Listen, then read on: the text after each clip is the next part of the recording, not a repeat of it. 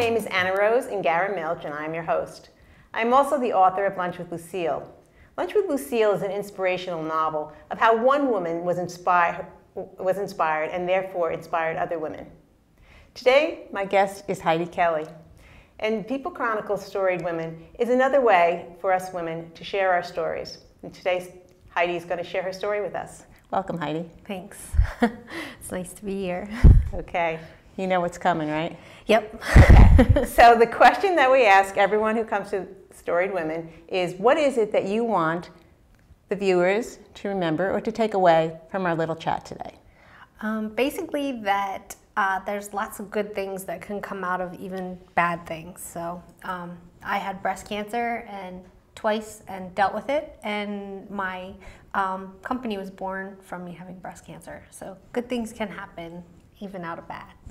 That's great. That's great. I think, sometimes we forget that, when we get so swamped by the negative that's going on in our lives, that we forget that something good can come from it. Mm-hmm. So give us a little bit of background about Heidi. Sure. I grew up in Pennsylvania, outside Philly, and went to fashion school. Wasn't sure what I was going to do. And so where do you go to fashion school? I went to Philadelphia. Well, it's now Philadelphia University. It was Philadelphia College of Textiles and Science back then. Okay. So I went to school there and didn't quite know what I wanted to do. Was always creative. I took photography in school, so I did a little photography. I did a little bookmaking, and then one day I took out my sewing machine and said, "That's it. I'm going to learn how to use this." Had you ever sewed before? I had sewed, but my mom always put the bobbin in so I wouldn't get that messed up, and I could sew a straight line, and so one day I was like, this is it, I own my own, it's about time I learned how to do it. And I started making little gifts for my nieces and nephews and little things until I was like, I want to make myself a pocketbook. So I learned how to make pocketbooks, handbags, and from other people online, and just kept learning other people's patterns, and eventually it was like, time to learn my own. Oh, okay. So, all right, so you have this negative. So when were you diagnosed with breast cancer? Oh, gosh. When I was 38, so about 3 years ago, I think, 3.5 years ago. I don't know. I'm not exactly sure. Okay, so 3.5 years ago you diagnosed with breast cancer. So how did you find the breast cancer?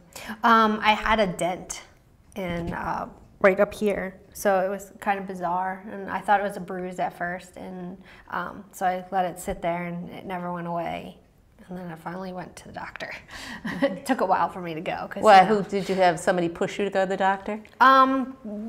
Not really. Well, I'd been watching TV, and it was actually the same time that Juliana Rancic from E! News was going through hers, and so I remember that. What's her name?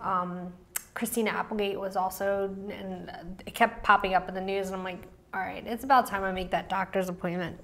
So I did. I made the doctor's appointment. But I didn't tell them why. I told them I just needed refills on my prescription.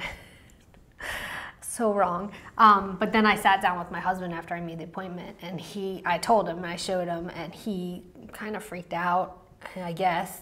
He was calm in front of me, but apparently was up all night talking to his sisters who are in the medical field, and just he called the doctor when they opened, and he said, why can't you see my wife, this morning? Because it was my anniversary. I really didn't want to go on our anniversary. Yeah, of course, you don't really want to break up the anniversary. Yeah. Go to the doctor. So he told them why, and they got me in within minutes. He woke me up and he said, "We're going to the doctor in 15 minutes." I was like, oh, okay.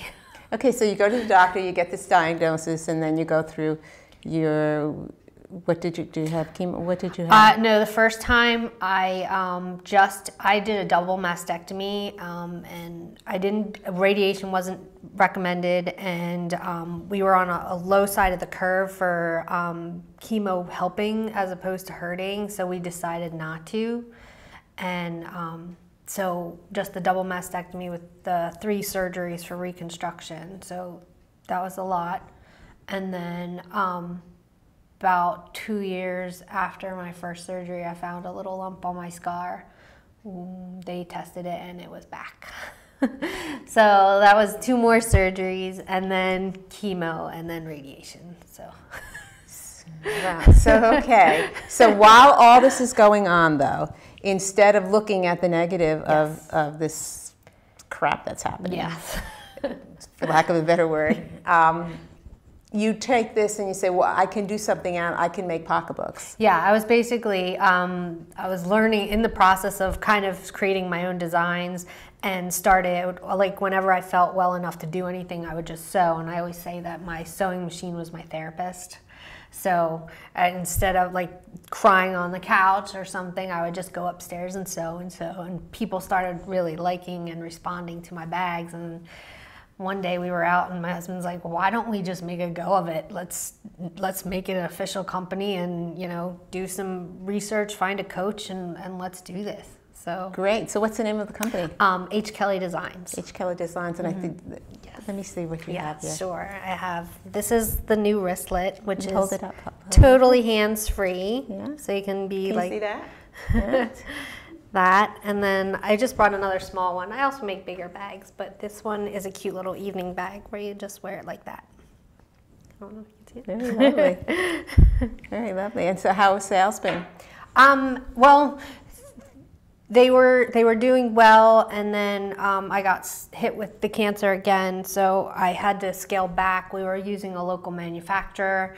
We were going to produce like 8 different bags and 2 different colors each, and all this. And then I was going through chemo and radiation, so I was like, we'll cut it back. I brought it back down to 4 bags, and I've sold some, but while I was going through all that mess, I really wasn't concentrating too hard on it. I was doing things. I was going to the manufacturer, making sure that the designs were coming out right, but I could only do so much while I was going through it. But now things are picking back up. I'm back working with my coach, and really looking forward. I've got new bags designed, so now it's get up and go time. Yeah, it's exciting again. Excellent. Yeah. So tell me now, where can somebody purchase one of your right now designs? They're on my website, which is www.HKellydesigns.com.